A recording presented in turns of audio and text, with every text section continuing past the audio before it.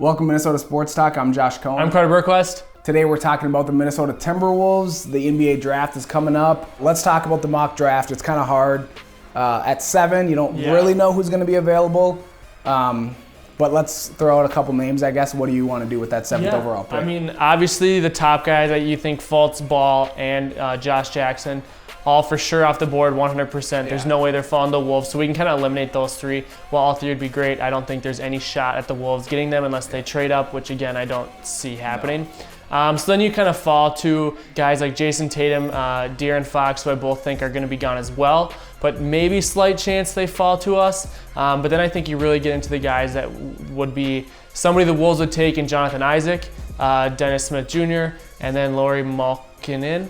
I'm not 100% sure how you pronounce his name.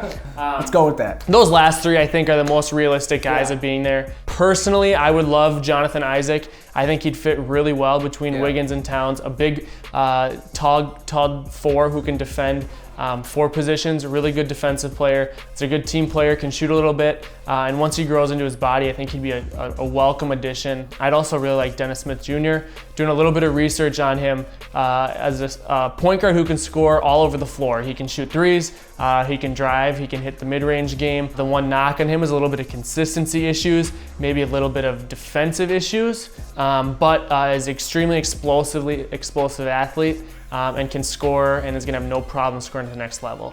I don't know, what do you think?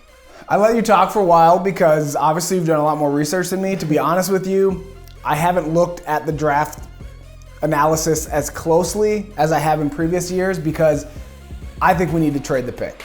I'm 100% on board of let's trade the pick. We don't need another 18, 19, 20-year-old on our roster. Let's go get a veteran. It's time to win now. We saw what the team could do. Yeah, Levine got hurt. It was Tibbs' first year. We did a lot worse than we expected to do last year. But I think now it's time to let's prove it. I still want to be patient. I don't want to go all in and trade our young guys, our young core for some veterans. But I think you can trade this pick and you can bring, I don't know what you can get for it. I don't really know what's out there. You never really know until you dangle the pick out there and see what you get. But I would maybe package it with Chris Dunn, see if anybody wants him. I probably don't want him. He probably lost all of his value as soon as he started playing. Should have traded him right after that first summer league game. But anyways, so I'd rather get veteran presence. I want somebody that can shoot. I don't care if that's all he does. I want somebody that can shoot. It's much more a shooter's league, a 3-point league. If you don't shoot threes, you cannot win in this game. We need somebody that can shoot on this team and trade the pick for a veteran. Bring somebody that's already in their prime, that's 27 to 29, and can contribute. Maybe a power forward. I'm on board for bringing Kevin Love back. I don't think that's going to happen, but you don't like. He obviously doesn't play defense, but he could stretch with shooting and fits a position that we need right now. I'm all for trading the pick. If we don't, looking at some of the mocks, the guy that I like is Jonathan Isaac.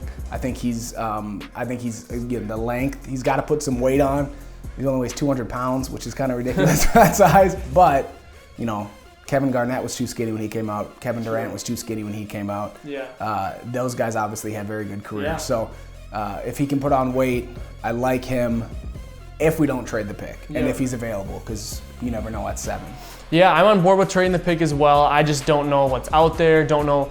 I tend to think, those anywhere from 4 to even later than that first-round picks in the NBA aren't valued as much as they probably should be. You can't get as much out of the 7th pick as you could as, let's say, the NFL draft. You could get a ton out of the 7th overall pick, where in the NBA, I don't really know what you get out of it. I'd almost, unless you can get a really good deal, you package it with somebody or something, with a Rubio or whatever it is. I just like to take the flyer on a guy. The 7th overall pick, probably has a decent chance to be pretty good. There's going to be some busts in there, but there's going to be, the first 7 picks, not all of them are going to hit, but not all of them are going to be busts either.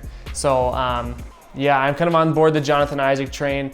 If he's not there, then I would be completely fine with another point guard. It's one of those positions we have so many point guards. I know we have a lot of point guards, but it's one of those positions, not as much in the NFL where you need a quarterback, but you need a point guard. Clearly, Tibbs does not think Rubio is the option. It doesn't look like Chris Dunn is the answer either.